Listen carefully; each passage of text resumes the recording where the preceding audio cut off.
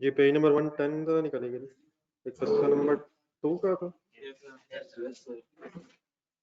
शुरू करें जरा पॉइंट वाइज। इसमें तो सारे मेरे ख्याल एडजस्टिंग नॉन एडजस्टिंग इवेंट कहेंगे। ऑनलाइन स्टूडेंट्स आवाज आ रही है मेरी?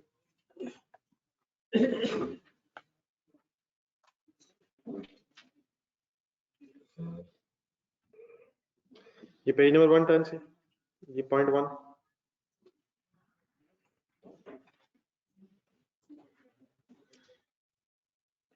ठीक है, इश्यू तो नहीं? No sir. Point number 2, constructive obligation बन गई। क्या क्या होने की वजह से?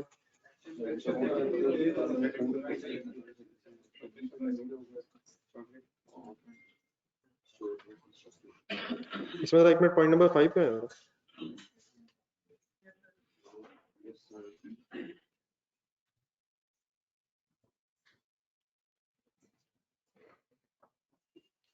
पढ़िए इधर पॉइंट नंबर।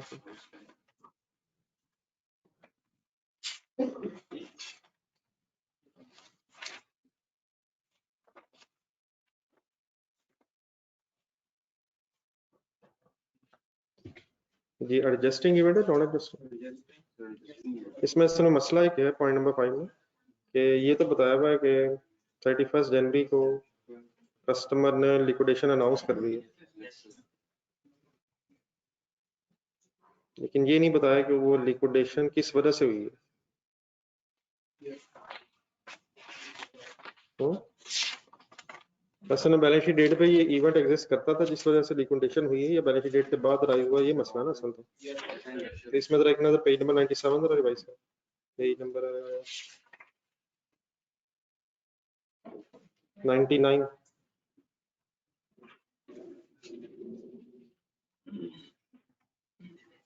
99 के दरमियान में एक एग्जांपल है, इवेंट आफ्टर रिपोर्टिंग पीरियड। पढ़िए जरा।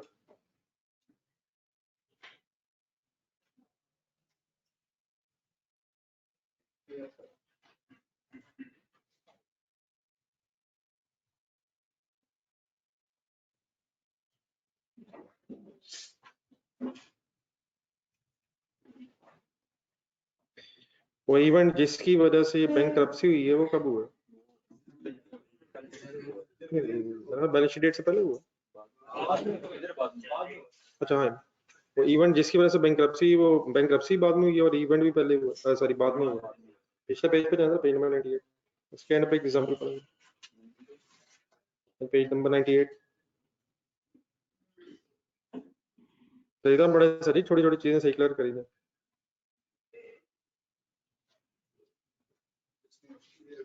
असल में दोनों में क्लैरिटी से क्या पता है, इनसॉल्वेंसी तो बैलेंस शीट डेट के बाद हुई है, लेकिन वो इवेंट जिसकी वजह से बैंकरप्सी हुई है उसकी डेट अगर बैलेंस शीट डेट से पहले है तो फिर एडजस्टिंग है, और अगर बैलेंस शीट डेट के बाद है तो नॉन एडजस्टिंग है। असल मसला तो ये है। अब आए वापस 111 पेज पे। यहाँ जो पॉइंट नंबर 5 है, इसमें वो इवेंट जिसकी वजह से बैंकरप्सी हुई है उसका पता नहीं है कि बैलेंस शीट डेट से पहले या बाद में। ये तो पता है कि वॉलंटरी लिक्विडेशन अनाउंस हुई है बैलेंस शीट डेट के बाद, लेकिन वो इवेंट जिसकी वजह से बैंकरप्सी हुई है उसकी डेट अब बताई नहीं हुई। तो एक छोटा सा नोट जरा साथ देखें। अगर तो बताया हो फिर तो हम अकॉर्डिंगली चलेंगे, जैसे अपने 98 99 पे चले हम, लेकिन अगर क्या ना पता हो जरा बोल देंगे क्या बोल रहा हूँ बात। अगर बैंकरप्सी की डेट ना पता हो, इफ द डेट के साथ ही लिखें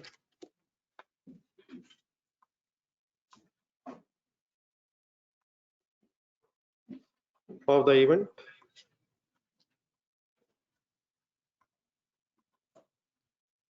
because of which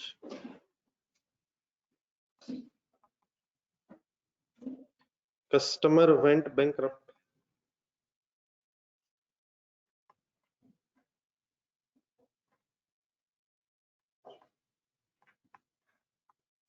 is not available,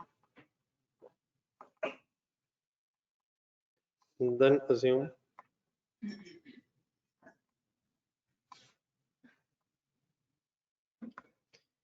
event occurred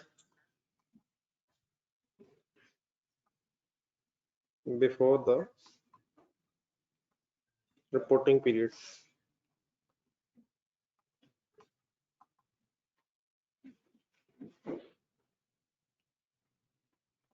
Before the reporting date चलेंगे, before the balance sheet date. Definitely अगर एग्जामिनर बता दे डेट फिर तो अकॉर्डिंगली चलेंगे, लेकिन अदरवाइज फिर नॉर्मल ये है कि शायद बैंकरप्सी में टाइम पीरियड थोड़ा सा लग जाता है अनाउंसमेंट होते होते, तो नॉर्मली फिर ये अज्यूम्ड है कि वो इवेंट बैलेंस शीट डेट से पहले हुआ होगा, जो बाद में लिक्विडेशन पे खत्म हुआ है बैलेंस शीट डेट के बाद। ये कब लेकिन आपने अज्यूम करना, अगर किस चीज की डेट ना दी हो सर, बैंकरप्सी का इवेंट जिसकी वजह से हुआ, मतलब आखिर वो क्या हालात हुए जिसकी वजह से बैंकरप्ट होना पड़ा, अगर उस चीज का, उस इवेंट का नहीं आपको पता, तो बैलेंस शीट डेट से पहले फिर वो नॉर्मली अज्यूम किया जाता है। ठीक है, अब इसको जहन में रख के बताएं फिर पॉइंट नंबर 4 में क्या फाइनल डिसीजन लेंगे। व्हाई एडजस्टिंग, ये 12 लेकर assumption है, तो काइंडली इसको जरा अपने पास नोट रख लीजिए।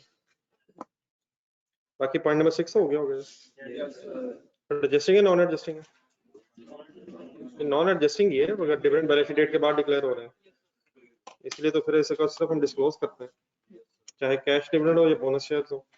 If the announcement is after the balance sheet date, then इसको रिकॉर्ड कब करते हैं, नहीं मतलब अगले साल ही करेंगे। अब पिछले साल में बस इसका क्या करेंगे, कोई और इशू। चले जरा बात जरा इतना खत्म करना, जरा पेज नंबर 95 पढ़े थे।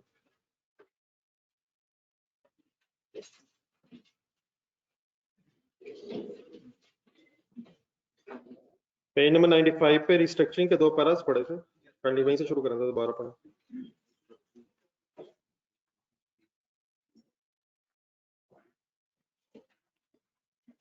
ठीक है बड़ा ऑनलाइन स्टूडेंट्स इकट्ठे हो जाएंगे प्लीज, पेज नंबर 95।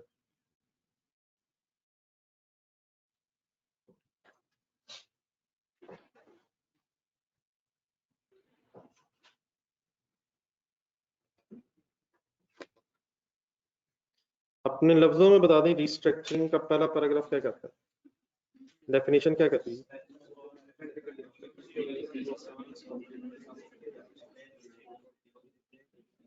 दो चीजों में चेंज आ जाए, या स्कोप बदल जाए या मैनर बदल जाए। अगला पैराग्राफ पढ़ लो।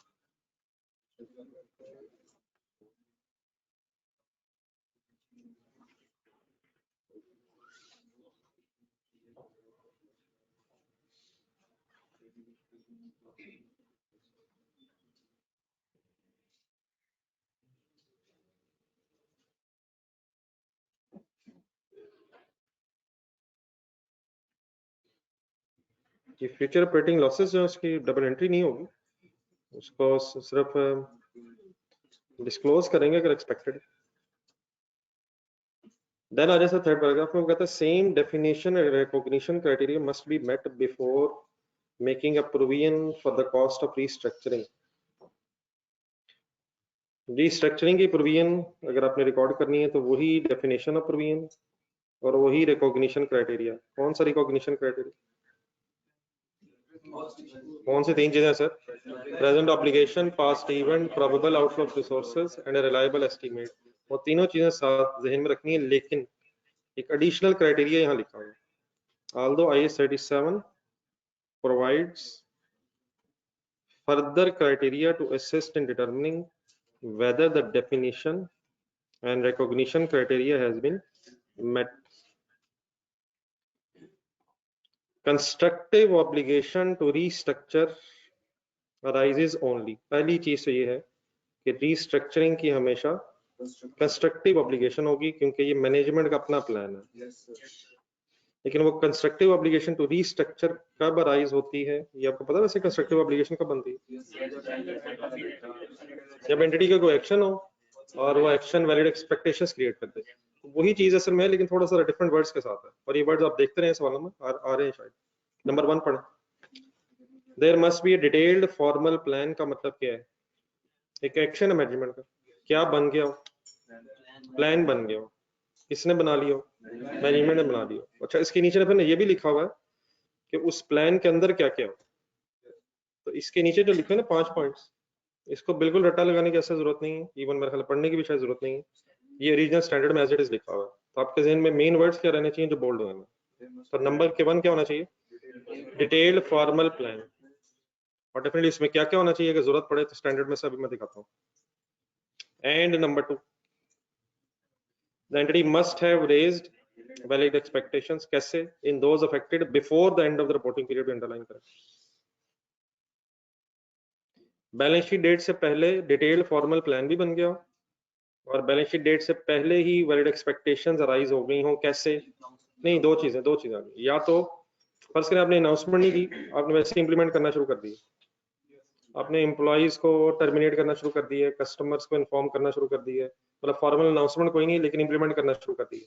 या अगर इंप्लीमेंट नहीं भी किया तो दूसरा पड़े, कम से कम उसके मेन फीचर्स आपने अनाउंस भी कर दिए। ठीक है, तो main words are number 1, there must be a detailed formal plan, and number 2, valid expectations arise हो गई हो। किस वक्त से पहले? बैलेंस शीट डेट से पहले ये काम भी हो गया हो। कौन सा काम? अनाउंसमेंट का काम भी बैलेंस शीट डेट से पहले हो गया। दोनों कौन से काम?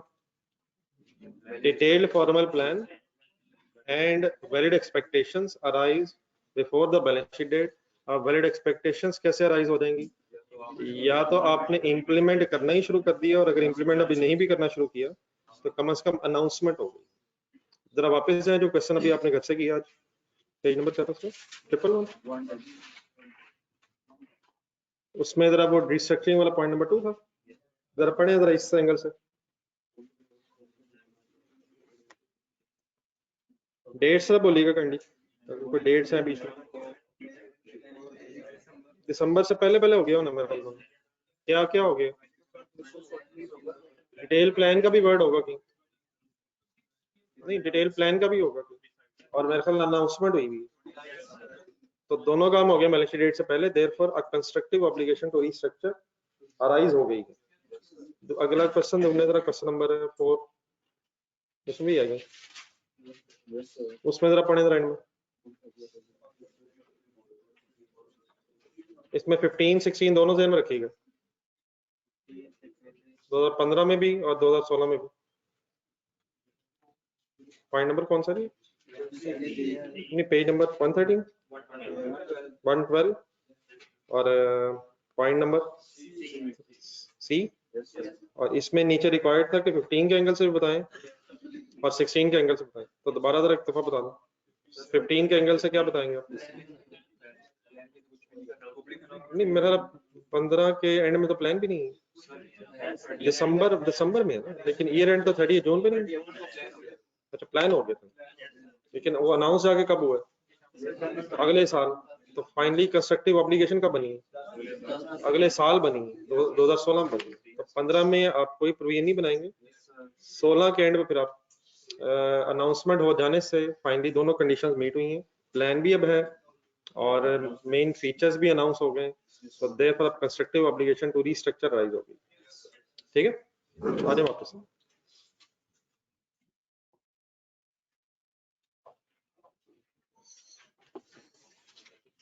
तो ये की वर्ड बहरहाल ज़हन में रहना चाहिए, लेकिन अगर डिटेल्स लिखनी पड़े तो वो पैरा नंबर मैं आज आपको बताता हूँ, मतलब टाइम निकला है।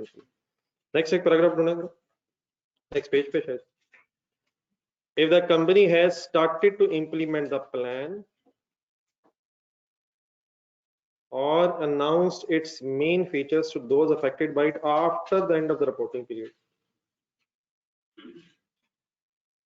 अगर प्लान बन भी गया है लेकिन उसको इम्प्लीमेंट करना या उसको अनाउंस किया गया बैलेंस शीट डेट के बाद, but before the date of authorisation of financial statements, then ये एडजस्टिंग इवेंट नहीं है, ये नॉन एडजस्टिंग इवेंट है।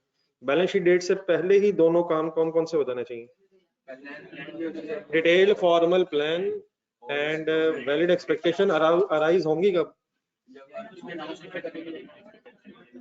तो अगर ये दोनों काम, प्लान वाला भी और अनाउंसमेंट वाला भी, बैलेंस शीट से पहले है तो फिर आप इसकी प्रूविंग करेंगे, और अगर ये बैलेंस शीट के बाद है तो अगले साल करेंगे फिर आप। और फिलहाल बैलेंस शीट डेट पे सिर्फ इसको डिस्क्लोज करें, वो भी अगर सिग्निफिकेंट है, मटेरियल है। तो ये एडजस्टिंग और नॉन एडजस्टिंग के एंगल से भी क्लियर रखिएगा। तो इसको हाईलाइट कर लेंगे। पिछला पैराग्राफ वापस है, वहां क्या लिखा हुआ? बिफोर द रिपोर्टिंग पीरियड, और अगर आफ्टर द रिपोर्टिंग पीरियड है तो then it is non adjusting. Finally आ जाए कॉस्ट ऑफ रीस्ट्रक्चरिंग में क्या आना है। कॉस्ट ऑफ रीस्ट्रक्चरिंग मतलब अब आपने डबल एंट्री अगर करनी है तो एंट्री है वैसे क्या, restructuring cost debit provision credit, कितने से करेंगे? अब वो जरा अब कुछ क्वेश्चन में आप देख चुके हैं, मैं जरा फाइनल कर दूं। जी जी, अक्सर वही है, लेकिन पूरी बात यह है कि cost of restructuring a business should provide for the cost of only those cost that are directly associated with the restructuring. वो जो future conduct of the business की कॉस्ट होती है, मसलन लाहौर में जाके बिजनेस करना है, कैसे करना है, डिवीजन क्लोज कर दी है, नई डिवीजन कैसे चलानी है, वो रिस्ट्रक्चरिंग के खर्चे नहीं है, वो क्लोज के खर्चे नहीं, वो फिर ऑनगोइंग बिजनेस एक्टिविटीज। तो कहता है डायरेक्टली रिलेटेड होने चाहिए, that are necessary for restructuring and not associated with ongoing activities of the entity। यहां तक जरा करनी दोबारा पढ़ने फर्स्ट लाइन से, cost of restructuring a provision a business.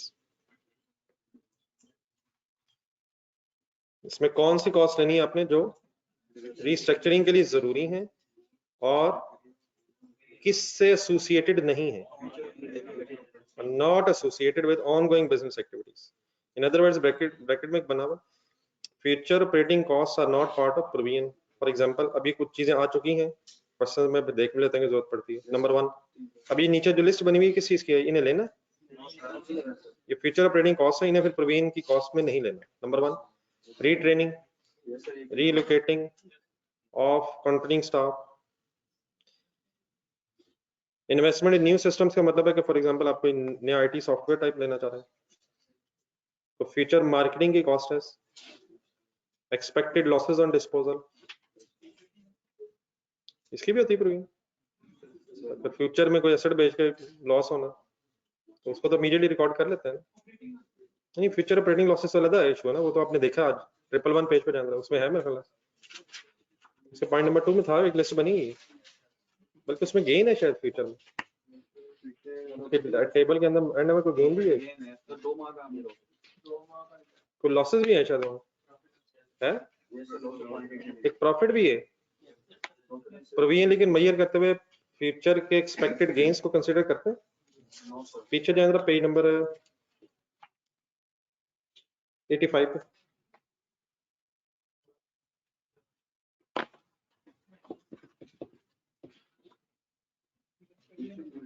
Gains on disposal of asset, पढ़ ले तो।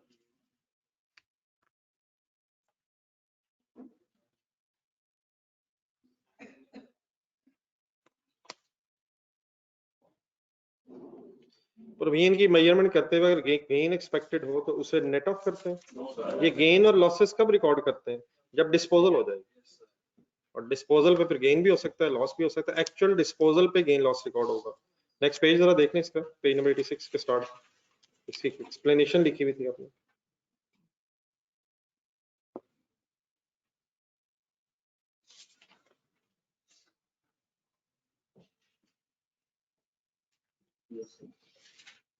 ठीक है जी, तो आ जाए वापस पेज 96।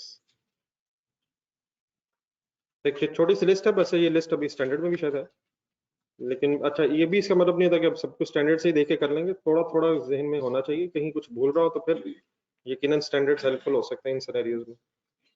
एक एग्जांपल करना, इसके नीचे एक छोटी सी एग्जांपल है।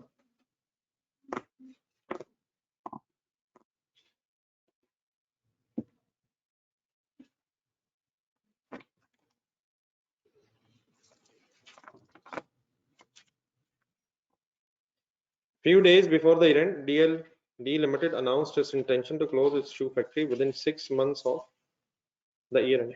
Page 96. 96. There is a detailed formal plan that lists among other things the expected cost of closure. Year end से पहले announcement होगी जी? प्लान है, अब खर्चा इकट्ठा करना जी आप। रीट्रेंचमेंट पैकेजेस जरा वर्ड ध्यान में रखिएगा, टर्मिनेशन बेनिफिट्स के लिए जो रिडंडेंसी वर्ड भी आगे आता है। Retraining, relocating, loss on sale of fixed factory assets, provision सिर्फ 1 मिलियन की है, पेज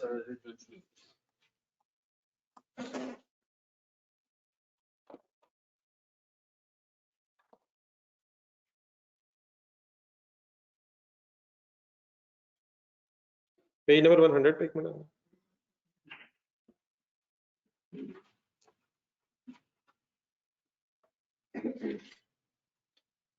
IAS 10 से रिलेटेड भी कुछ डिस्क्लोजर हैं जी, बस वो देखना फिर हम ओरिजिनल स्टैंडर्ड खोलने लगे। IAS 10 कौन सा है? IAS 10 क्या बताता है? Events after the reporting period, और उसमें फिर एडजस्टिंग इवेंट्स भी हैं और नॉन एडजस्टिंग इवेंट्स भी हैं। तो दो डिस्क्लोजर्स हैं जी, मेन 2 या 3 बल्कि लिखे हैं, सेकंड लास्ट पैराग्राफ पे, पेज एंड पे। क्या मतलब होता है डिस्क्लोजर्स का, ये तो पता चल गया। The following information shall be disclosed, या IAS 10 के एंगल से। Number 1, the date that the financial statements are authorized for issue. For example, अगर आपका ईयर एंड है 30th जून 2022, तो ये क्या मांग रहा है? ऑथराइजेशन डेट कब आती है? नहीं 120 डेज है ऑथराइजेशन डेट। एक ना पेज पीछे जाए, एक डायग्राम रिवाइज करने में भूला हुआ है, एक नजर देखने पहले पेज नंबर 97 पे अपनी डायग्राम बनाई होनी चाहिए।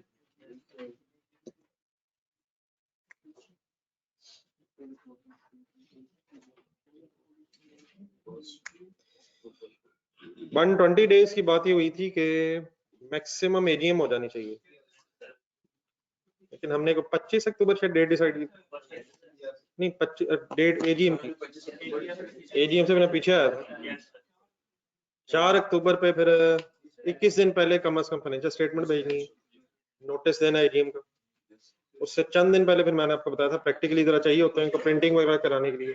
फिर हमने अज्यूम किया था कि 1 अक्टूबर वाले दिन डायरेक्टर्स ने साइन किए, तो यहाँ स्टैंडर्ड में जो डेट ऑफ ऑथराइजेशन है वो date of authorisation by management है, ठीक है। तो 1 अक्टूबर सॉर्ट ऑफ डेट आपने डिस्क्लोज करनी है।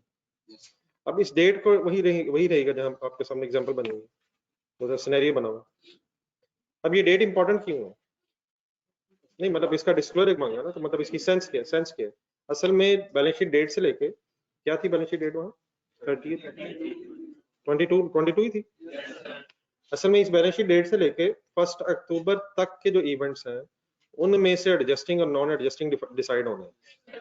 अगर उसके बाद कोई इवेंट हुआ तो ना एडजस्टिंग है ना नॉन एडजस्टिंग है, अदर वर्ड IAS 10 के स्कोप से बाहर है। IAS 10 कहां तक एप्लीकेबल है? Date of authorisation, balance sheet date से लेकर डेट ऑफ ऑथराइजेशन तक एप्लीकेबल है, उसके अंदर के इवेंट्स एडजस्टिंग और नॉन एडजस्टिंग है। अब फर्ज करें शेयर होल्डर्स को इसी सिनेरियो में फाइनेंशियल स्टेटमेंट्स की कॉपी मिली है, जाके 4 को आपने डिस्पैच की है, तो सपोज 6 तारीख को मिली है, नहीं नॉन एडजस्टिंग, शेयर होल्डर को फाइनेंशियल स्टेटमेंट मिली है, ये नॉन एडजस्टिंग इवेंट हो गया। इतने भी जज्बाती ना हो। शेयर होल्डर्स को फाइनेंशियल स्टेटमेंट की कॉपी उनके रजिस्टर्ड एड्रेस पे सपोज 6 अक्टूबर को मिली है, भेजी कब थी हमने? 4 को, एक आध दिन जरा कोरियर में लग गए। अब आप वो शेयर होल्डर बन जाए जिस शेयर होल्डर को ये 6 तारीख को फाइनेंशियल स्टेटमेंट्स की कॉपी मिली है। आप माशाल्लाह पढ़ने लिखने वाले नौजवान थे हैं, सॉरी, तो जिस वक्त वो कोरियर ने फाइनेंशियल स्टेटमेंट की कॉपी फेंकी तो साथ अखबार भी था, तो आपने दोनों उठाए और अपने डाइनिंग रूम में आके चाय के कप के साथ, अब पहले अखबार पे नजर पड़ी, अचानक दिल बैठ गया, आपका जो बिजनेस है उसकी फैक्ट्री में आग लग चुकी थी, अखबार में आया था और काफी नुकसान हो गया था।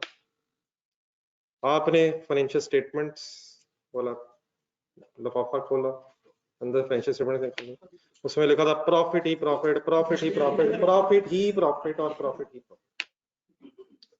क्या वजह? फिर क्या हमें नहीं पता था ये हो गया?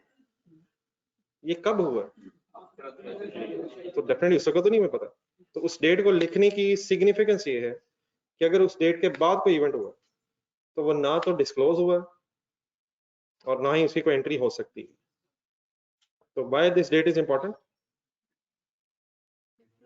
Why this date is important? कौन सी date is important? Authorisation date is why important, ताकि शेयर होल्डर्स को पता हो इसके बाद के इवेंट्स इस फाइनेंशियल स्टेटमेंट्स में ना तो डिस्क्लोज हो सकते हैं और ना ही उनकी कोई एंट्री की जा सकती है। तो वो उसके नसीब है, बाकी वो नेक्स्ट ईयर पता चलेगा जो एक्चुअल इवेंट होगी। ठीक है, तो आप समझ गए इसकी जरूरत क्या है, इसके बाद क्या क्या नहीं हो सकता। समझ आ गई बात। सेकंड डिस्क्लोजर ये रिक्वायर्ड है। नंबर 2, पर्सन और persons who authorise the issue of financial statements. अब ये जो फाइनेंशियल स्टेटमेंट्स या स्टैंडर्ड्स हम पढ़ते हैं, ये सिर्फ पाकिस्तान में एप्लीकेबल नहीं है, मतलब ये ग्लोबली स्टैंडर्ड एप्लीकेबल है, जहां जहां IFRS लोग यूज कर रहे हैं। अब हमारे लॉ में डेफिनेटली अपनी प्रोविजंस है। आपको पता है किसने साइन करने होते हैं? एक CEO है शायद, और एक डायरेक्टर है, और अगर लिस्टेड कंपनी तो शायद CFO भी है। तो मतलब सिर्फ साइन नहीं, अब जब मैंने फॉर एग्जांपल ये मैंने साइन कर दी, तो सिर्फ ये साइन सफिशिएंट नहीं है, उनके नाम भी होने चाहिए, क्योंकि साइन तो इस तरह के कोई भी कर सकता है। तो नीचे उनका नाम भी और शायद उनका डेजिग्नेशन भी। कभी आप अगर देखेंगे फाइनेंशियल स्टेटमेंट्स में, तो उनके एंड पे statement of financial position, statement of profit loss के एंड पे जिसने CEO वगैरह के या जिसने साइन किए, उसके साइन के साथ साथ नाम भी होते हैं और उनका डेजिग्नेशन भी होता है। Why this is important? क्योंकि फाइनेंशियल स्टेटमेंट किसकी जिम्मेदारी है? ये मैनेजमेंट की जिम्मेदारी है। अगर बाद में कोई मसला निकलेगा तो हु इज रिस्पॉन्सिबल? जिन्होंने साइन किए। ठीक है, तो उनके नाम भी बताना। और finally, for each material category of non adjusting event, non adjusting event की कोई एंट्री होती है, उसका सिर्फ डिस्क्लोजर ही होता है, और उसके डिस्क्लोजर में दो चीजें आपने बतानी होती हैं, nature of event and estimate of financial effect, जिससे वो पहले आता है। ये फाइनेंशियल इफेक्ट किसे कहते हैं? अमाउंट कितनी इन्वॉल्व है। तो नॉन एडजस्टिंग इवेंट अगर मटेरियल है तो उसका फिर आपने डिस्क्लोजर देना, नेचर बतानी है, कौन सा ऐसा इवेंट हो गया। मतलब फॉर एग्जांपल, जिस तरह अभी आज आपने पढ़ा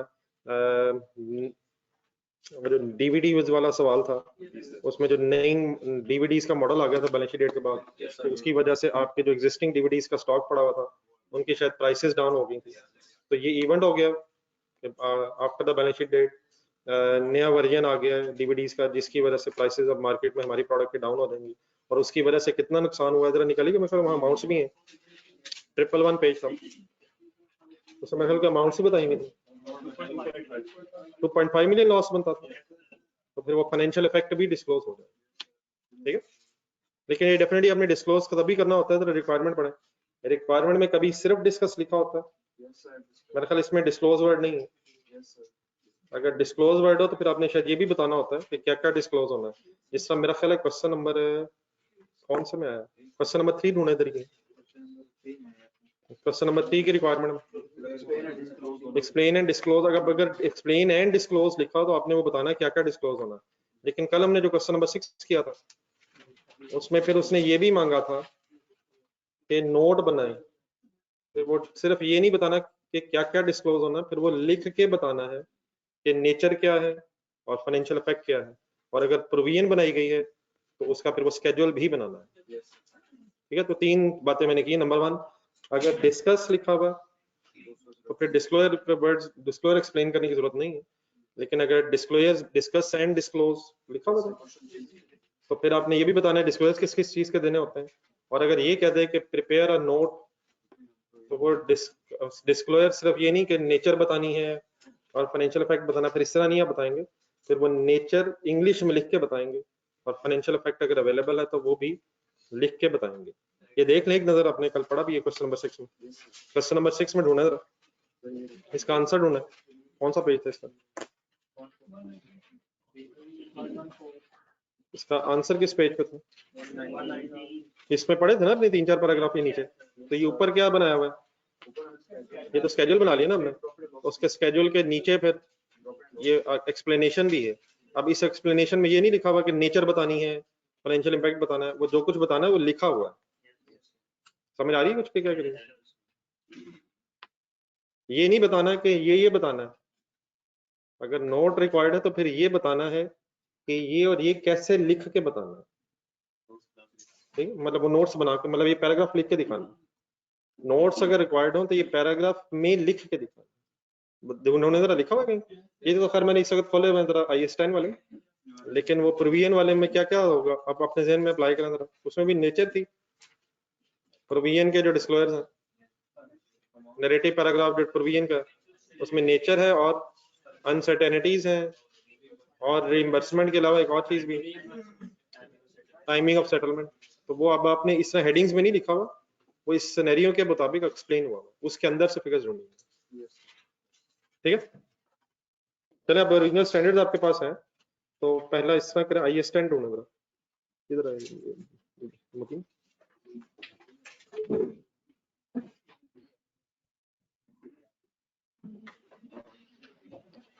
A1 होगा ना,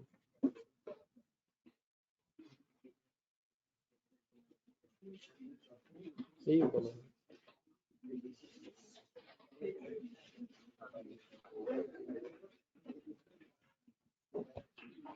जो ऑनलाइन स्टूडेंट्स आप भी कैंडी जरा ढूंढना, A1 नहीं, ये सारे रहना तो बस एक चाहिए।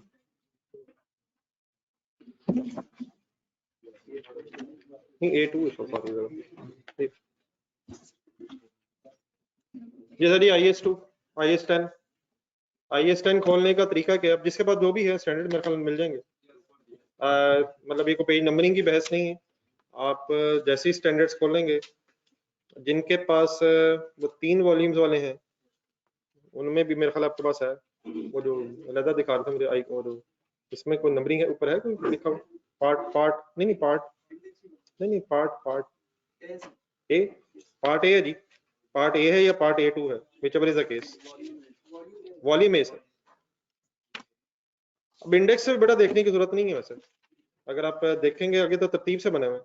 IS 10 मिल जाएगा, मिल गया होगा तो हाँ जी, 8 के बाद होगा, ये सबसे इम्पोर्टेंट इशू।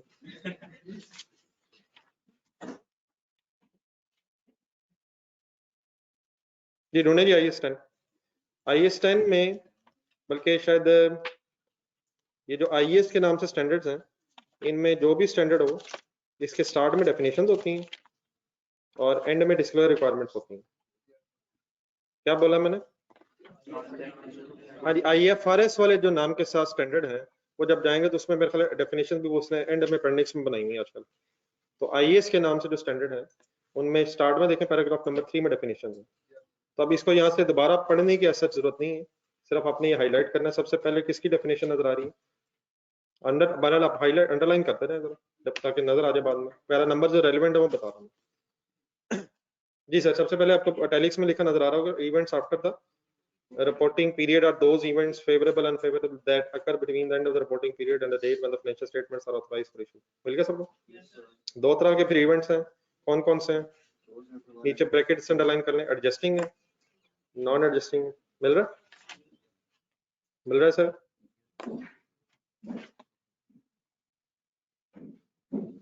ये ऑनलाइन स्टूडेंट्स प्लीज साथ हैं इस वक्त, स्पीड अप हो जाए प्लीज। देन उसके बाद नेक्स्ट पे पैराग्राफ 6 ढूंढना, लेकिन 6 से ऊपर एक एग्जांपल है और 6 के नीचे भी एक एग्जांपल है, मिली किसी को? इसको जरा मेरे साथ पढ़ लीजिएगा। डेट ऑफ ऑथराइजेशन क्या होती है?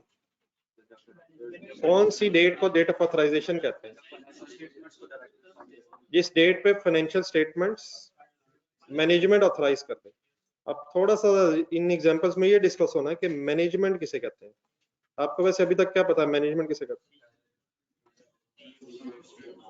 नहीं मैनेजमेंट किसे कहते हैं? बोर्ड ऑफ डायरेक्टर्स को कहते हैं, बाकी ठीक है वो तो जो मर्जी वर्ड लगाई जाए। डायरेक्टर्स, बोर्ड ऑफ डायरेक्टर्स के लिए वर्ड है मैनेजमेंट या टॉप मैनेजमेंट। दो स्टार्ट विद गवर्नेंस, असल में शायद कुछ और है, ऑडिट की जो अपने टर्म बोली।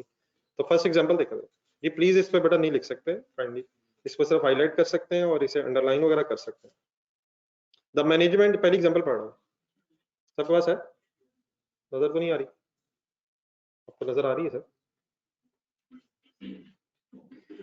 The management of the entity completes draft financial statements for the year to 31st December 2001 on 28th February 2002। अब ये जो एग्जांपल बनी हुई है स्टैंडर्ड में, ये डेफिनेटली पाकिस्तानी कॉन्टेक्स्ट में नहीं है, एक ग्लोबल कॉन्टेक्स्ट में है। मींस इसमें ऑथराइजेशन डेट हो सकता है कि हमारे 120 डेज की लिमिट से पहले या बाद में आ जाए। तो आपने ये एज इट इज सिनेरियो के एंगल से सोचना, किस ईयर की फाइनेंशियल स्टेटमेंट्स किस डेट पे फाइनल हो? 31 दिसंबर 1 की फाइनेंशियल स्टेटमेंट 28 फरवरी 2002 पे फाइनल हो। अब डेट्स इसमें ढूंढनी है। 18 मार्च को the board of directors reviews the financial statement and authorises them for issue. The entity announces its profit and selected other financial information on 19th March 2002. अब ये जो लिस्टेड कंपनीज होती हैं, जब डायरेक्टर्स फाइनेंशियल स्टेटमेंट ऑथराइज कर देते हैं तो क्योंकि अब वो फाइनल हो जाती हैं, बाकी बस उसकी फॉर्मल अप्रूवल रह जाती है शेयर होल्डर से, तो फिर जो लिस्टेड कंपनीज होती हैं वो अपना प्रॉफिट और अपनी अगर कोई डिविडेंड की इंफॉर्मेशन हो तो वो स्टॉक एक्सचेंज पे अनाउंस कर देते हैं। तो 18 को क्या हुआ, ऑथराइजेशन हुई। फिर 19 को क्या हुआ, कंपनी ने प्रॉफिट और अदर फाइनेंशियल इंफॉर्मेशन अनाउंस कर दी है। फिर financial statement were made available to shareholders and others on 1 April तक शायद उनके पास पहुंची है। फिर शेयर होल्डर्स ने फाइनली अप्रूवल दी है 15 मई को, और finally financial statements are then filed with regulatory body, underline करें रेगुलेटरी बॉडी पाकिस्तान में SCCP है। फिर ये फाइनेंशियल स्टेटमेंट्स जो कंपनीज की हैं ये SCCP में भी फाइल होनी होती हैं। तो ये बहुत सी डेट्स हैं, लेकिन इन डेट्स में डेट ऑफ ऑथराइजेशन कौन सी है, 18 मार्च, एंड में एक लाइन में आंसर दिया हुआ। तो ये तो बात वही है जो पहले हुई है।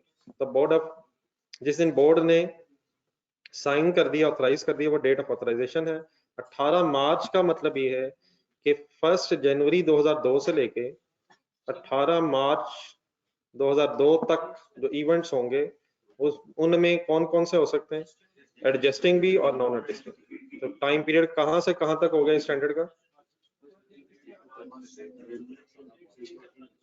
एग्जाम्पल नेक्स्ट पे आ जाए, पैराग्राफ 6 के बाद। On 18th March 2002, the management of the entity authorizes financial statements for issue, अगले वर्ड्स अंडरलाइन करें, to supervisory board।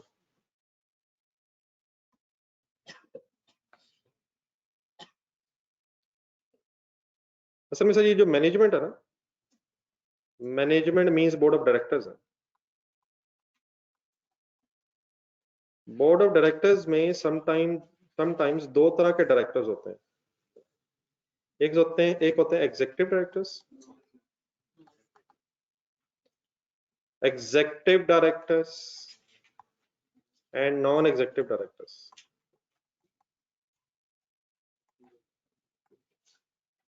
Non executive directors, executive directors वो होते हैं जो डे टू डे अफेयर्स में इन्वॉल्व होते हैं।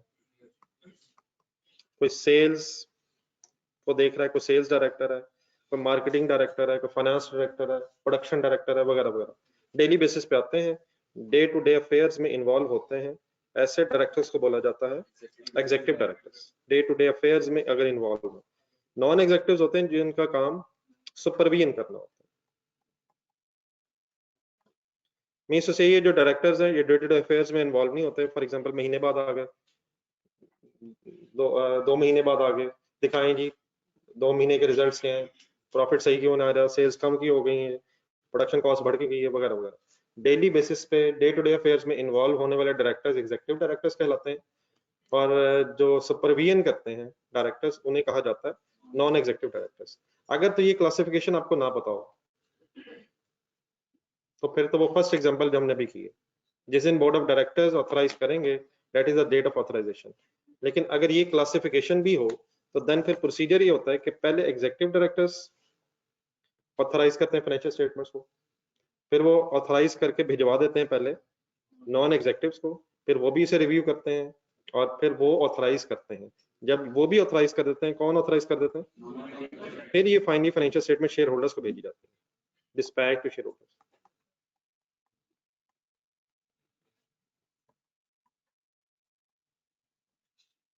और फाइनल अप्रूवल जो है वो भी शेयर होल्डर्स ही देते हैं अपनी एजीएम में। तो अब इस केस में 3 ऑथराइजेशंस हो जाएंगी, कौन कौन सी, एग्जीक्यूटिव की तरफ से, नॉन एग्जीक्यूटिव की तरफ से, और फाइनली शेयर होल्डर्स की एजीएम में। अब इस केस में फिर डेट ऑफ ऑथराइजेशन हम कौन सी लेंगे एज पर IAS 10। अब ये हमने पढ़ना है कि अगर डायरेक्टर्स की बाइफर्केशन हुई हुई है एग्जीक्यूटिव्स और नॉन एग्जीक्यूटिव में, तो then what is the date of authorisation according to IAS 10। एक नजर पढ़ लेते हैं, उसमें शायद फिर सारा सिनेरियो हमारे सामने आ जाएगा। अब हुआ क्या है, इस मेरी जरा एग्जांपल को ध्यान में रखकर जरा पढ़ें।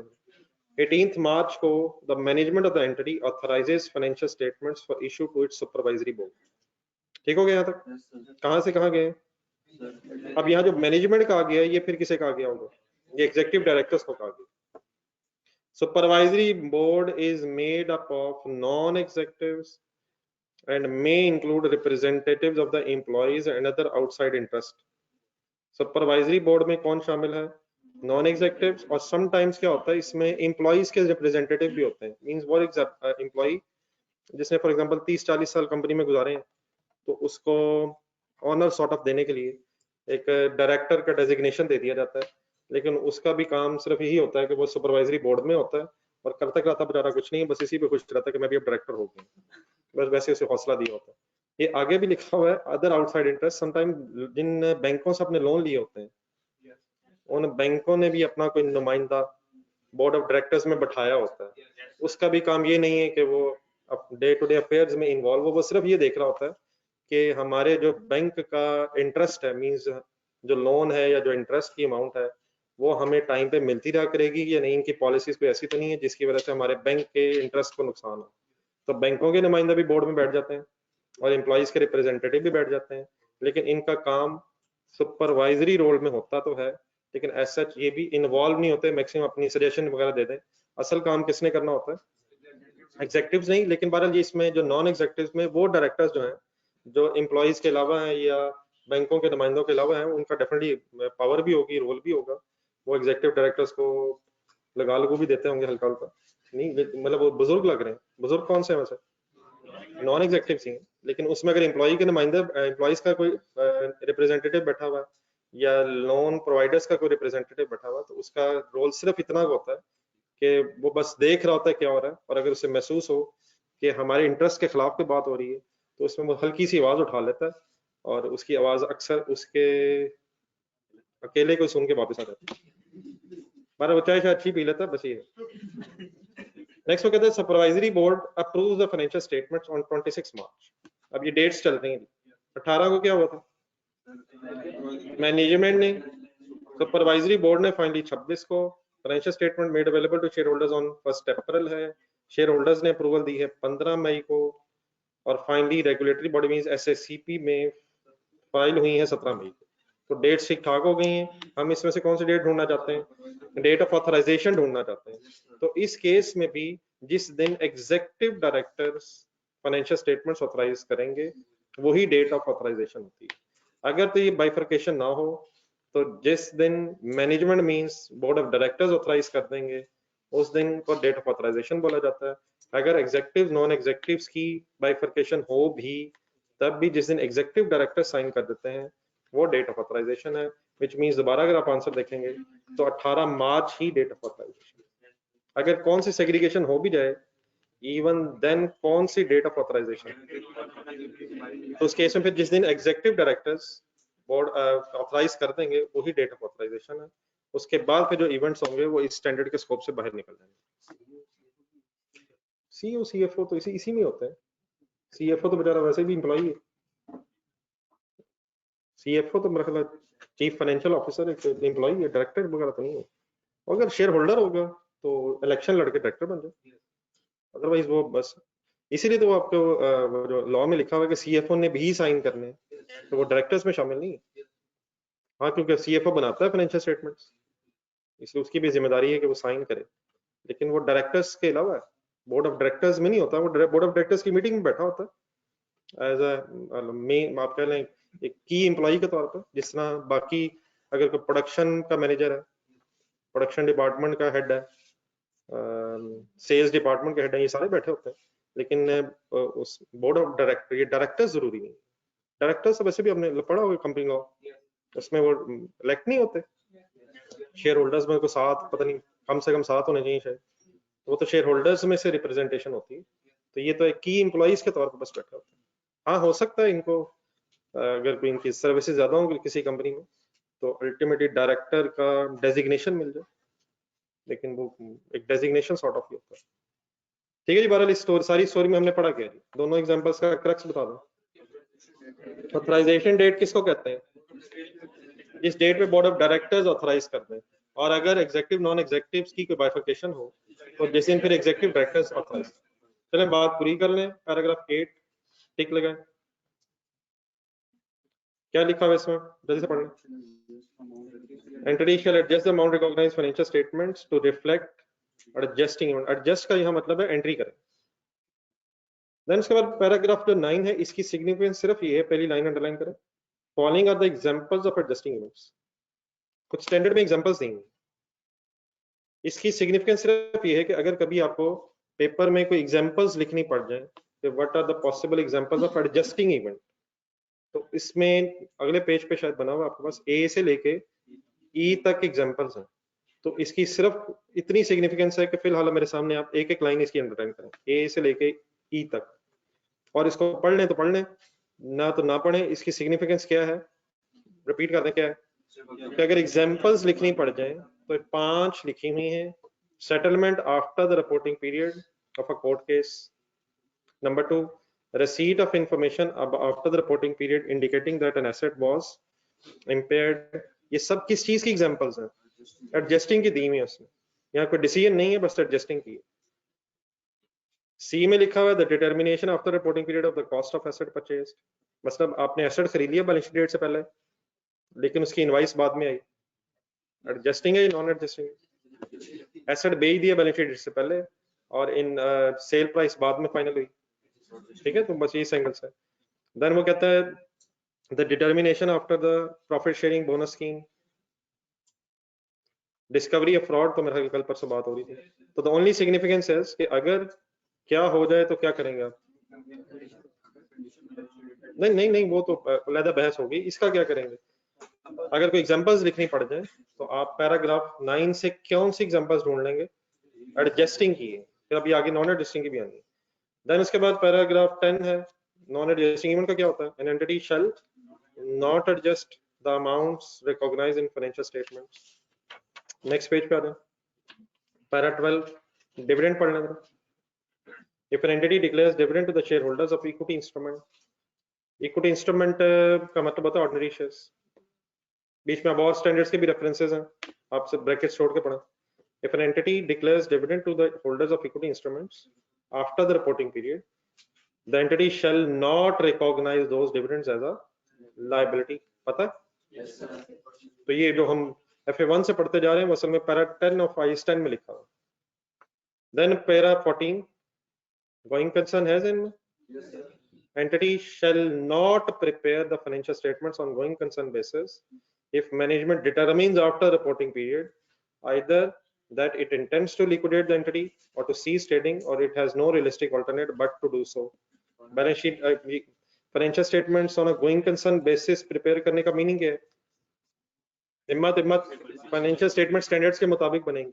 अगर बिजनेस गोइंग कंसर्न है तो फाइनेंशियल स्टेटमेंट्स स्टैंडर्ड्स के मुताबिक बनेंगी। अगर बिजनेस गोइंग कंसर्न नहीं है तो मार्केट वैल्यूज सेटलमेंट वैल्यूज की बेस पे बनेगी। तो इसको दोबारा ध्यान में रख के पढ़ने का कहता है an entity shall not prepare its financial statements on a going concern basis if क्या हो जाए, management determines after the reporting period. Balance sheet date के बाद भी पता चला है कि बिजनेस नहीं चलना, तो even then balance sheet date पे फाइनेंशियल स्टेटमेंट्स एडजस्टिंग इवेंट है, नॉन एडजस्टिंग है? बैलेंस शीट डेट के बाद गोइंग कंसर्न प्रॉब्लम होना एडजस्टिंग बन जाएगा, an exception to the normal rule.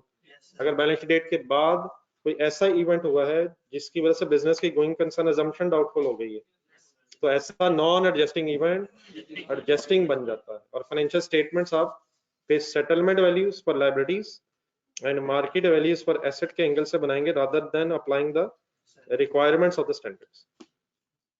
Then उसके बाद 17 का डेट ऑफ ऑथराइजेशन, जो भी डिस्क्लोजर आए थे ये यही लिखे हुए। दो चीजें ढूंढे, when the financial statements and who gave that authorisation, पहली दो लाइनों में।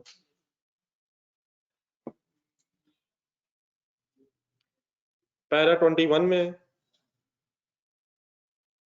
इस पैरा 21 के एंड में आ जाए आखिरी अकॉर्डिंगली से ए और बी जहां लिखा हुआ, entity shall disclose the following for each of the material category of non adjusting events. कौन कौन सी दो चीजें?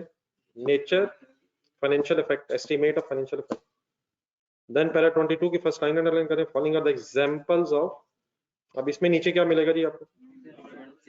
नॉन एडजस्टिंग इवेंट की अगर एग्जांपल्स लिखनी पड़ जाए तो इसमें काफी सारी लिखी हुई है, इसमें 2-3 बस टिक लगा लो, 3-4 लगा लो। A, major business combination after the reporting period. Announcing a plan to discontinue operation, ये शायद अभी बात हुई है। बी जरा देखें, अगर बैलेंस शीट डेट के बाद कोई ऑपरेशन डिसकंटिन्यू करने का अनाउंसमेंट हुई है तो एडजस्टिंग इवेंट है, नॉन एडजस्टिंग।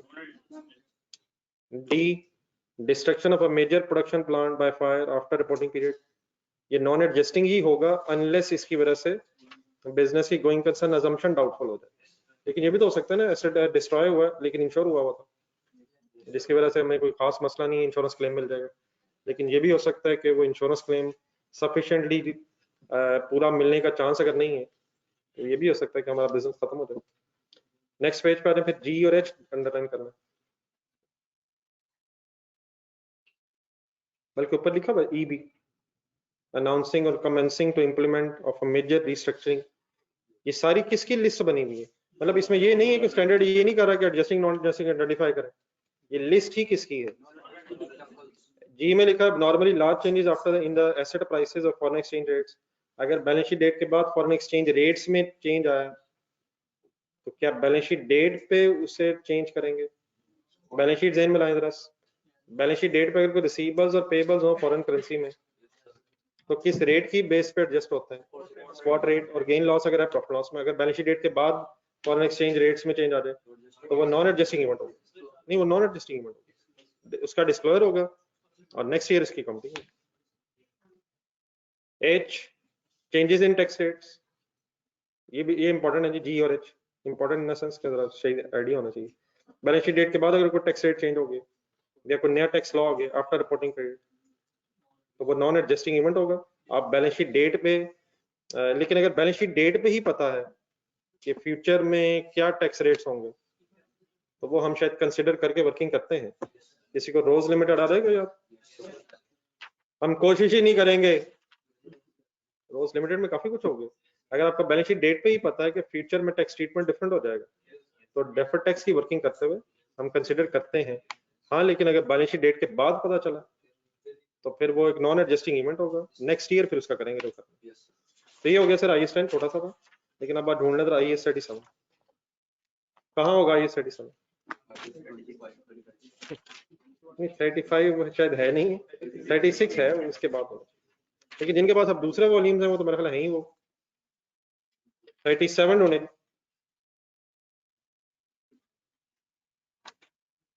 37 में पैरा 10 में है, स्पीड अप हो रहे 5 मिनट जरा बचाना है।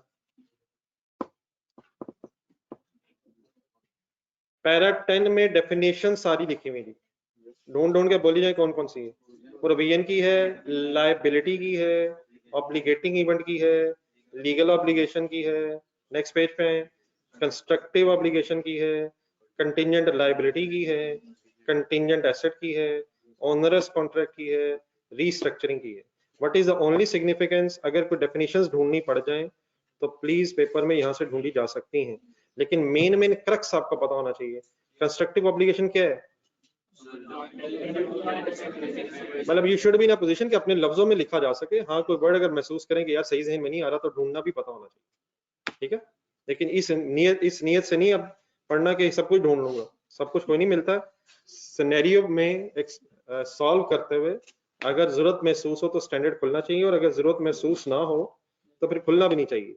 और ज्यादा कोशिश यही होनी चाहिए कि सिनेरियो बेस्ड क्वेश्चन सॉल्व करते हुए आप पढ़ते जा रहे हैं, कुछ ना कुछ की वर्ड जहन में आने चाहिए, और जब लिख के करेंगे तभी चीजें जहन में सही सेट होती हैं।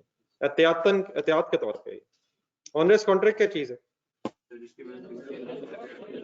ये थोड़े से वर्ड मेन याद होना चाहिए ना। अनअवॉइडेबल कॉस्ट ढूंढे जरा, ऑनरेस कॉन्ट्रैक्ट कहीं ढूंढे। Unavoidable cost of meeting the obligation of the contract exceed benefits, कुछ ना कुछ तो होना जहन में। रीस्ट्रक्चरिंग क्या निकली थी? Plan of the management materially changes either, तो डेफिनेशंस वही है सारी लिखी। देन आ जाए पैरा 14 ढूंढे, प्रोविजन कब रिकॉर्ड होती है? जब 3 पॉइंट्स आ जाए ढूंढने जरा, प्रेजेंट ऑब्लिगेशन हो, प्रोबेबल आउटफ्लो ऑफ रिसोर्सेज हो, रिलायबल एस्टिमेट बन जाए। देन उसके बाद मेन चीजें हाईलाइट कर लें, पैरा नंबर, बाकी तो एक्सप्लेनेशन है ये तो। पैरा 45 प्रेजेंट वैल्यू,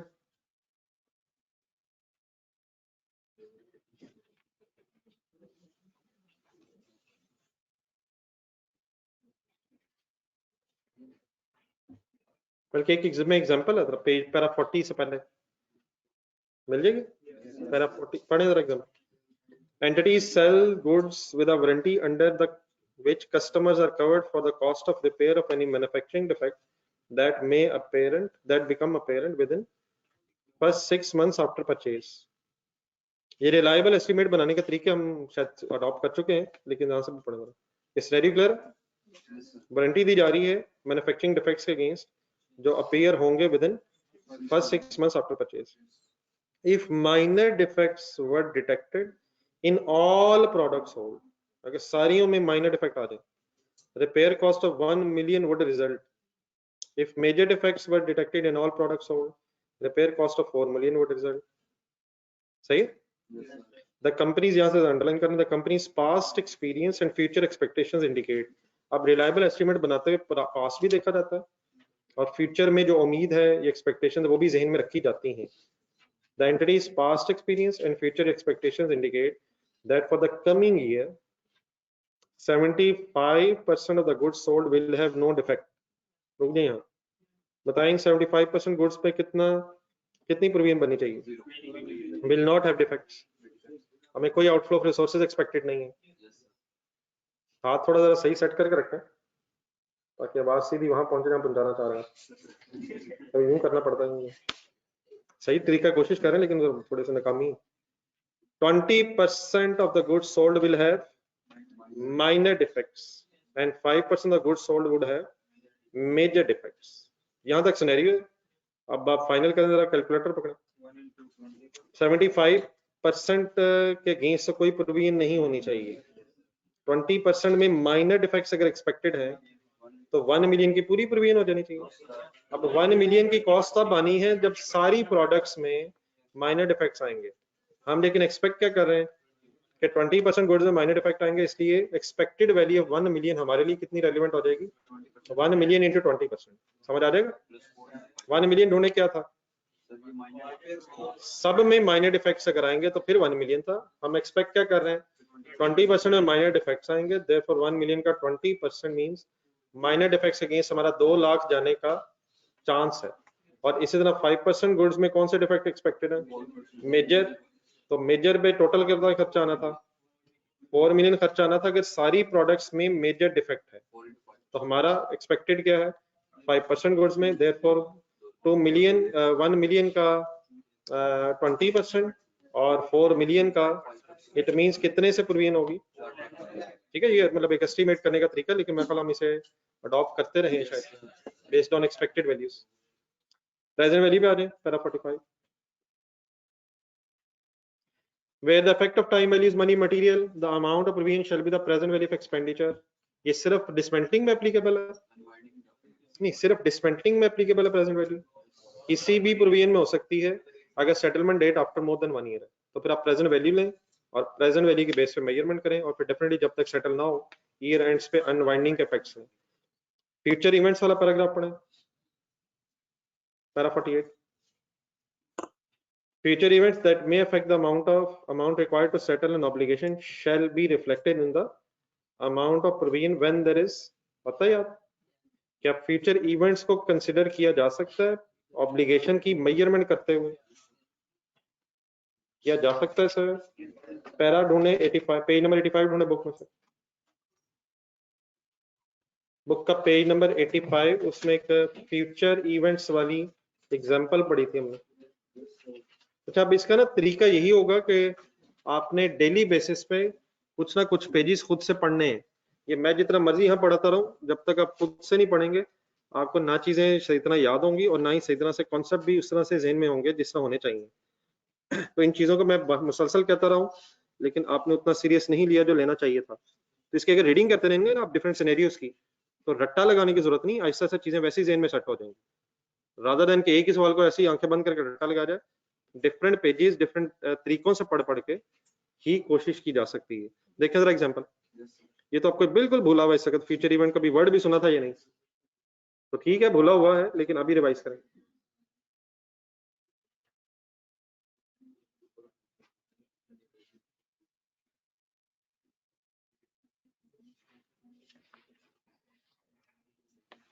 इन दिनों में अपनी तरफ हकीमों से भी बचना है, बल्कि सबसे पहले ना तो खुद हकीम बनना है। अगर कोई FA1 वाला स्टूडेंट मिल जाए तो ना तो खुद हकीम बनना है, और कोई अगर हकीम आपसे मुलाकात करे और ये मशवरे दे यार ये रहने दे, और खुद भी अपने आप के लिए हकीम नहीं बनना है। सॉरी, ये 3 चीजें इंपॉर्टेंट है। नंबर 1, FA1 और नौजवानों को कोई पढ़ाई के हवाले से गलत मशवरा नहीं देना। वो ऐ नहीं आंदा यार, ऐ नहीं आंदा, ऐसे बना नहीं आना, पिछली दफा आ गया है, अगली दफा नहीं आना, खुदा के लिए, खुदा के लिए। नंबर 2, आपसे भी हकीम मिलेंगे पुराने, तो उनसे भी बचना है। और नंबर 3 सबसे इंपॉर्टेंट, अपने आप भी हकीम नहीं बनना। इंशाल्लाह ये ना आया तो फिर कुछ भी नहीं आएगा, तो कुछ ना कुछ आ जाना है।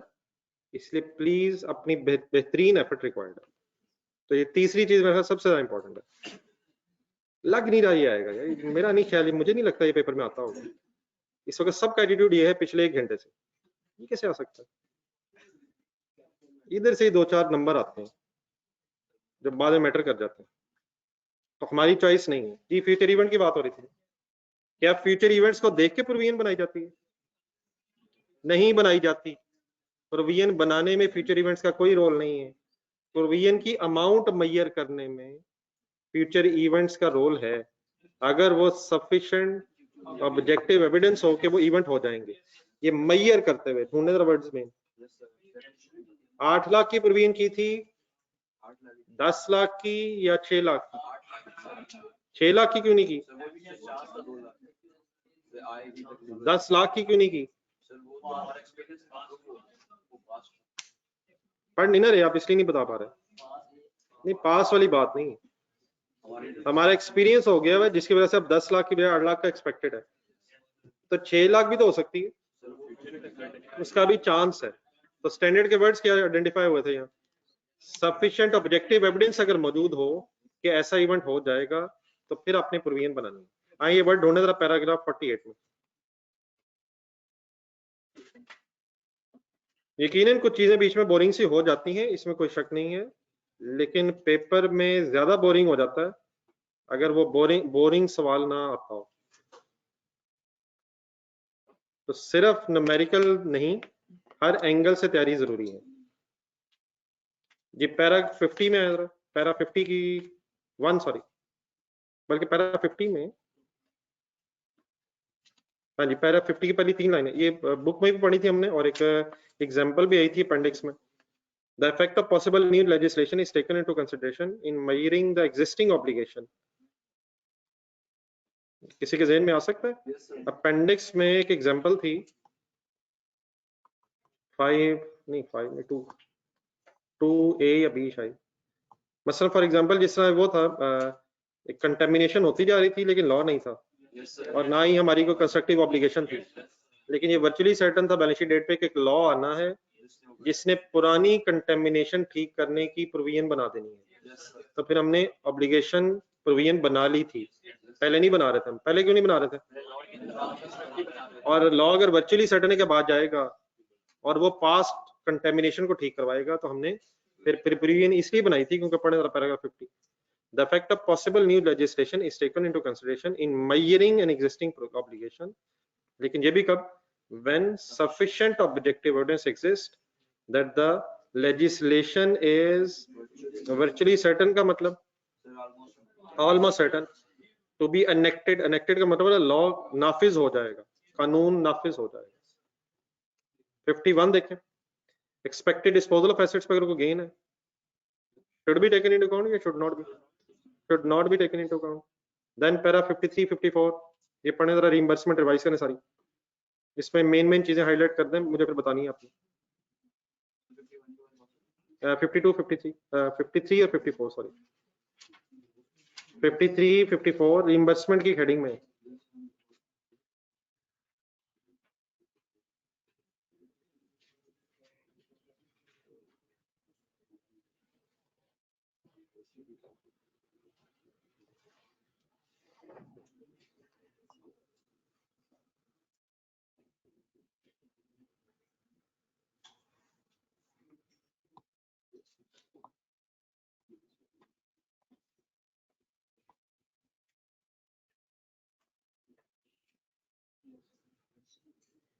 जी क्रक्स क्या है जी? हाँ जी, अगर वर्चुअली सर्टेन है तो फिर क्या करें? रिइंबर्समेंट सेपरेट रिसीवेबल बनाएं और amount of reimbursement shall not exceed amount of premium, लेकिन प्रॉफिट एंड लॉस में एक्सपेंस रिलेटेड जो वो नेट ऑफ हो सकता है। देन आ जाए पैराग्राफ 62 बल्कि सॉरी 59 पहले 59 एंड 60 चेंजेस इन प्रोविजन। क्या प्रोविजन की अमाउंट भी चेंज हो सकती है? प्रोविजन एक एस्टिमेटेड अमाउंट है। Standard says provision shall be reviewed at the end of the reporting period and adjusted to reflect the best estimate. हर बैलेंस शीट पे से रिव्यू करें और अगर लग रहा है कि सर्कमस्टांसेस चेंज होने की वजह से इसमें तब्दीली नागुज़ीर है तो कर दें। लाइक बुक जरा खोलें, इसमें वो जो डिसमेंटलिंग की प्रोविजन का एक सवाल भी किया था।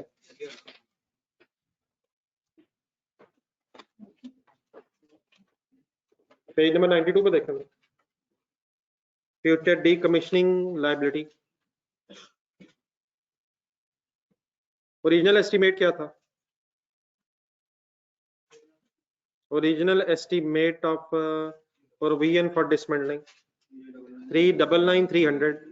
साल बाद कितना हो गया था?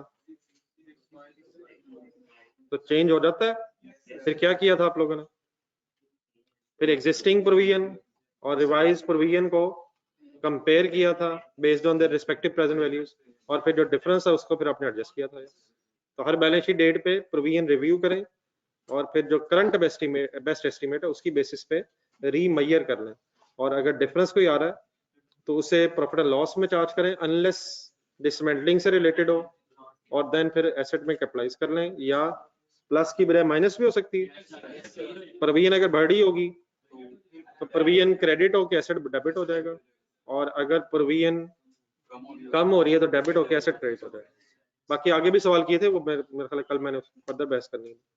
पैरा 60 पढ़ें। When discounting is used, the carrying amount of the provision increase in each period to reflect the passage of time. पता है किसी को? This increase is recognized as unwinding की बात हो रही है। बोरिंग कॉस्ट बीच में कहां से आ गई? Financial charges. Financial charges, borrowing cost जब भी वर्ड आता है अचानक आपके ज़हन में आता है इसने कैपिटलाइज होना, हालांकि ऐसी बात नहीं है। बोरिंग कॉस्ट ने by default profit and loss में जाना है, सिर्फ तब कैपिटलाइज होना है अगर क्वालिफाइंग एसेट है, और ये हमने उस दिन डिसाइड कर लिया था कि एसेट इस्तेमाल हो रहा है तो क्वालिफाइंग एसेट की बहस खत्म हो गई। तो the increase is recognised as borrowing cost means financial charges. क्या एंट्री बनी? Finance cost debit, provision credit. ये कह रहा है जैसे जैसे वक्त गुजरता जाएगा प्रोविजन ग्रेजुअली इंक्रीज होती जाएगी, और जो प्रोविजन का इंक्रीज है provision credit profit and loss में फाइनेंशियल चार्जेस में डेबिट है। देन उसके बाद पैराग्राफ 63, 64, 65 फ्यूचर ऑपरेटिंग लॉसेस। कर लें मत। फ्यूचर ऑपरेटिंग लॉसेस की प्रोविजन होती है? क्यों नहीं होती? नेक्स्ट लाइन में अंडरलाइन करें, do not meet the definition of liability, present obligation नहीं है। 66 पे आ जाए, ऑनरेस कॉन्ट्रैक्ट की प्रोविजन होती है? इसकी क्यों होती है? क्योंकि इसमें ऑब्लिगेशन होती है कॉन्ट्रैक्ट की वजह से। If an entity has a contract that is onerous, the present obligation under the contract shall be recognized and measured as provision. Then 67 के 67 रहने थे, 68 के एंड में फोर्थ लास्ट लाइन अंडरलाइन करें जरा, द अनअवॉइडेबल कॉस्ट, जिसका treatment लिखा हुआ unavoidable cost under the contract मिल जाएगा। 68 के थर्ड लाइन एंड में है या थर्ड फोर्थ लास्ट लाइन है। Unavoidable cost under the contract reflect the least net cost of exiting from the contract, which is lower of क्या and क्या, cost of fulfilling it or compensation of penalties arising from failure to fulfill it. Restructuring में आ जाए, पहले paragraph की significance सिर्फ ये है, underline करें, following are the example of events that may fall under the definition of restructuring. कि अगर आपको कोई एग्जांपल्स लिखनी पड़ जाए रीस्ट्रक्चरिंग की क्या एग्जांपल्स हो सकती हैं तो इसकी एक लिस्ट बनी हुई है, ठीक है, नथिंग एल्स। पैरा 72 में constructive obligation to restructure arises only when, ये अभी आपने बुक में भी पढ़ा था। दो मेन पैरास के हैं, ए क्या है डिटेल्ड फॉर्मल प्लान, बी में नीचे है हैज रेज्ड वैलिड एक्सपेक्टेशंस। अब ए में वापस जाए, अगर कभी ये लिखना पड़ जाए कि डिटेल्ड प्लान में क्या क्या होना चाहिए, तो उसके 5 पॉइंट्स लिखे हुए।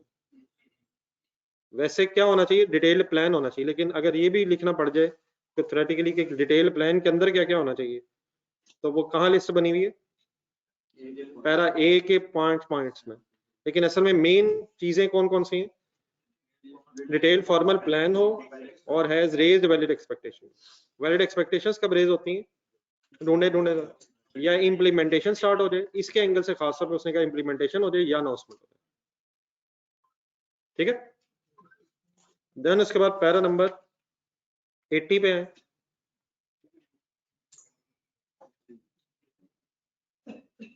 restructuring में shall include only direct expenditures arising from restructuring which are those that are both necessary हो, not associated with ongoing activities हो। ये तो अभी आज ही बात हुई है। अब 81 इंपॉर्टेंट इस एंगल से ढूंढे, doesn't include, अगर कोई लिस्ट बनी हो तो उसमें से ये आपने नहीं उठानी प्रोविजन की, रिस्ट्रक्चरिंग की प्रोविजन को मेजर करते हुए। कौन सी हैं, वही वर्ड्स हैं जो बुक में लिखे हुए। रीट्रेनिंग है, लोकेटिंग है, marketing, investment in new systems, distribution network. Para 82 में identifiable future operating losses up to the date of restructuring are not included या इंक्लूडेड, ये भी नॉट इंक्लूडेड, वही फ्यूचर ऑपरेटिंग लॉसेस। अगर लॉसेस एक्सपेक्टेड है तो उसकी प्रोविजन बनाएंगे, इग्नोर करेंगे सर प्रोविजन ऑफ रिस्ट्रक्चरिंग बनाते हुए। और इसी तरह अगर कोई गेन ऑन डिस्पोजल एक्सपेक्टेड है, पैरा 83, ये ढूंढे दी चीजें 80, 81, 82, 83, ये देखें एक नजर।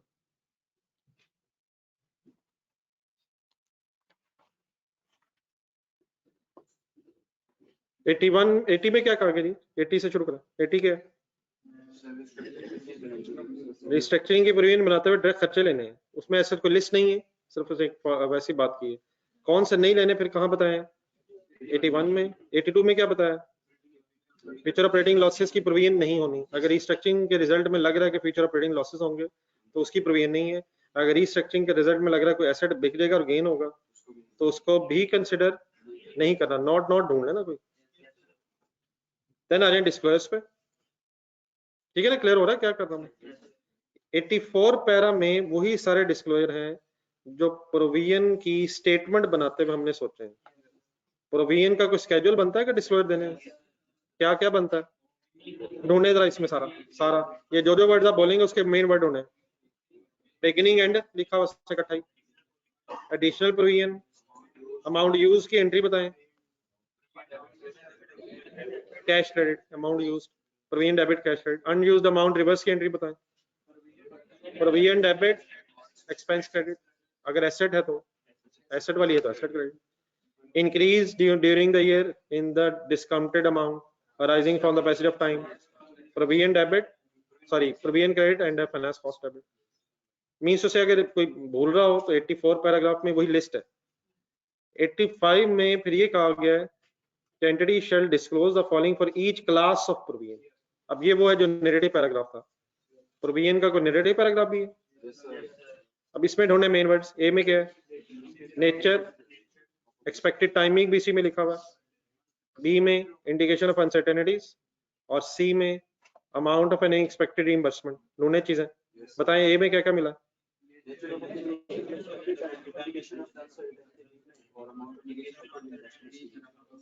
बी में क्या मिला,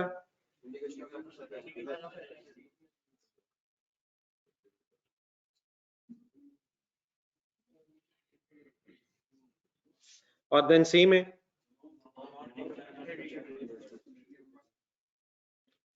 और बेटा यूसुफ को खुदा का नाम लिया करें यार, यहाँ 82 में लिखा हुआ है कि उसकी प्रोविजन नहीं होनी यार, यहाँ कहाँ लिखा हुआ है 82 में कि डिस्क्लोजर नहीं होना,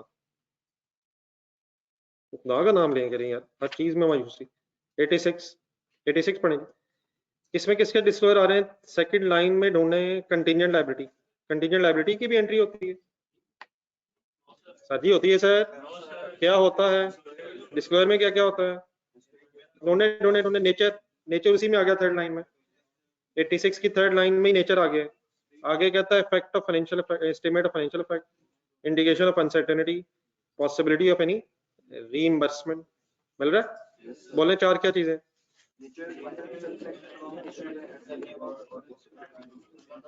और फाइनली जरा ढूंढे पैरा 80 में कंटिंजेंट एसेट के डिस्क्लोजर्स।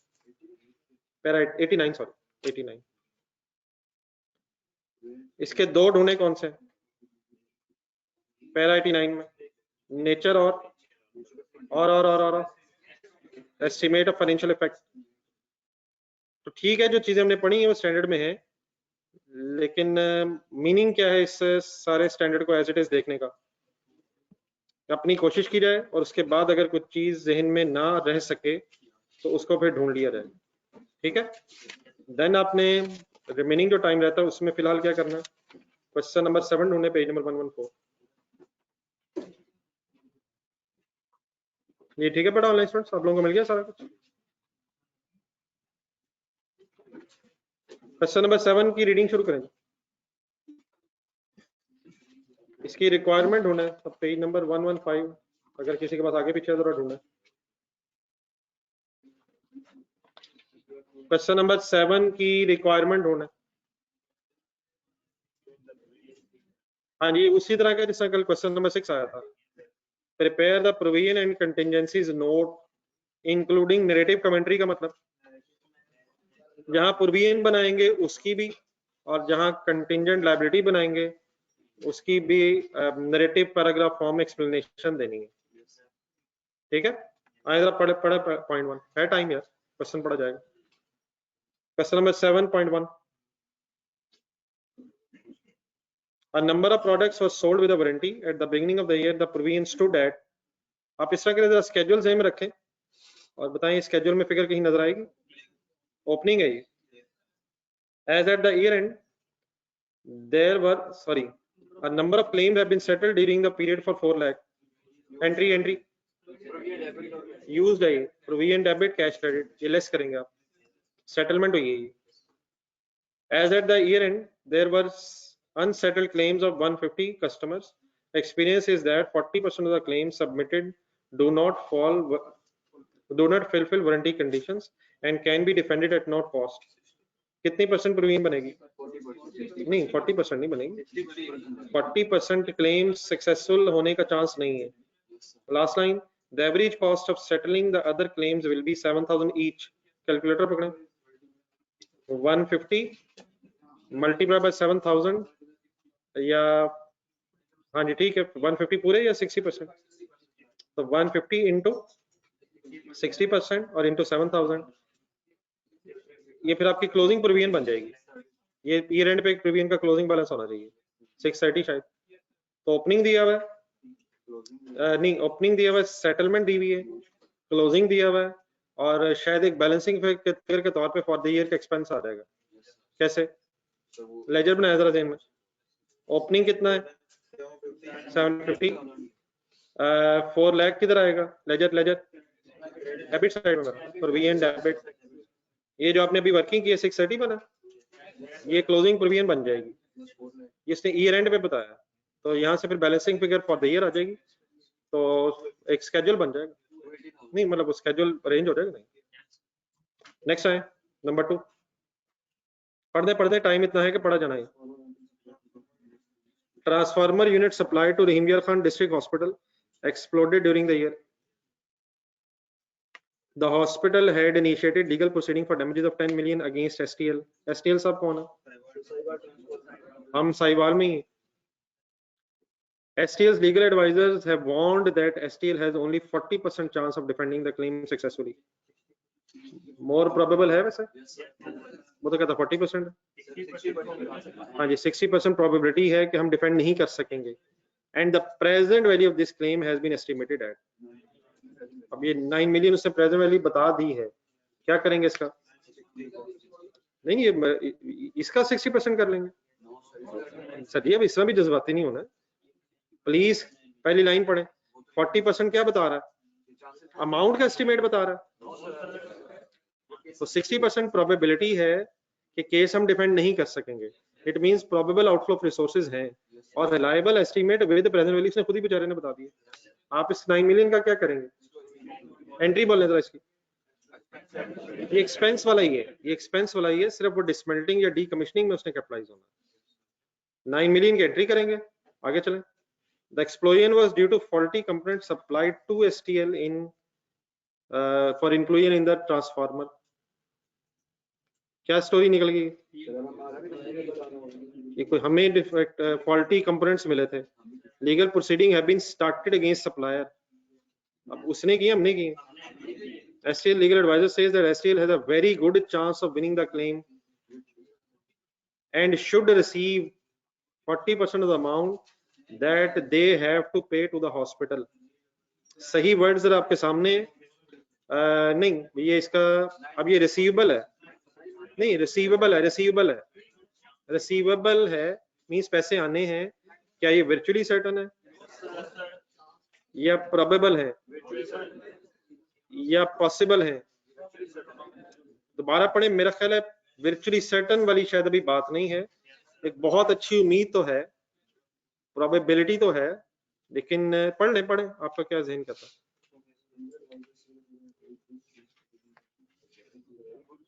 नहीं ठीक है, वेरी गुड चांस तो है। Virtually certain means very good chance, chance है, बहुत अच्छा चांस इंशाल्लाह है। लेकिन वर्चुअली सर्टन कब होता है? जब तकरीबन बात खत्म होगी, मींस कोर्ट का शायद डिसीजन हो गया। तो देख लें, बहरहाल अगर वर्चुअली सर्टन है ऑब्वियसली अमाउंट तो आ सकती है। एग्जैक्टली स्टैंडर्ड के अगर वर्ड्स ना हो तो आपके एक्सप्लेनेशन पूरी होनी चाहिए कि वर्चुअली सर्टन है तो रिकॉर्ड करें, प्रोबेबल है तो डिस्क्लोज करें, और अगर पॉसिबल है तो इग्नोर करें, और अकॉर्डिंगली फिर बाद में डिसीजन लें। मेरा वैसे ख्याल है कि very good chance doesn't means virtually certain, हाँ मोर लाइकली जरूर है, तो डिस्क्लोजर शायद बनता है। नंबर 3 पढ़ें। कैसे पढ़ें, कैसे पढ़ें, टाइम है इसलिए पढ़ें।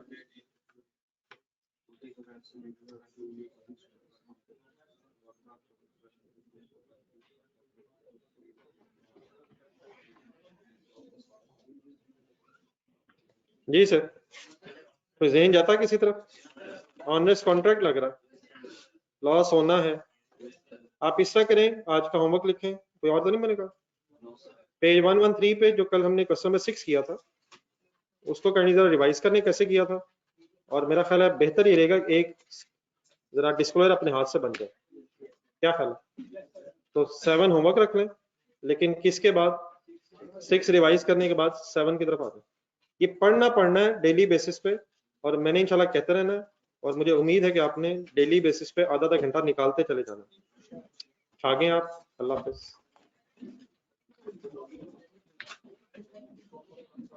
ये ऑनलाइन स्टूडेंट्स ओके हो गए प्लीज?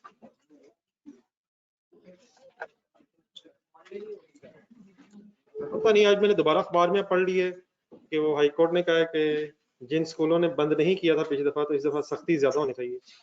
मैं कुछ कह नहीं सकता, मुझे तो वैसे उम्मीद पूरी थी कि हम मिलेंगे, लेकिन अब आज अखबार में फिर मैंने अभी सुबह ही आते थे पढ़ा। नहीं, अब अल्लाह करे कि हम फिजिकली मिल सकें, कम्युनिकेट कर देता हूँ आप लोगों को। लेकिन अब उन्होंने बल्कि अखबार में ये लिखा हुआ है हाई कोर्ट साहब ने कि अगर कोई नहीं बंद करा तो उसे सील करे। तो अब पता नहीं वो कहाँ तक होता है। तो इंशाल्लाह मुलाकात हमारी है, जैसे भी हम मिल सकेंगे। और क्वेश्चन नंबर 7 मुझे नजर इंशाल्लाह जरूर आएगा अगर आप दिखाना चाहेंगे। अल्लाह हाफिज। अगले 2 दिन बड़े डिसाइडिंग है सर, और कल कुछ हफ्ते के हवाले से काफी डिस्कशन भी होनी है कि हफ्ते की क्लासेस कैसे कैसे कितनी कितनी देर होनी है। तो कल जरूर मुलाकात होनी चाहिए। कल अभी फ्राइडे है, तो इंशाल्लाह मुलाकात होगी। अल्लाह हाफिज। स्टूडेंट्स खुद से आए थे, निकाले रहते हैं वो क्या? सिक्योरिटी गार्ड से बात नहीं वो ठीक है, जो डिसाइड है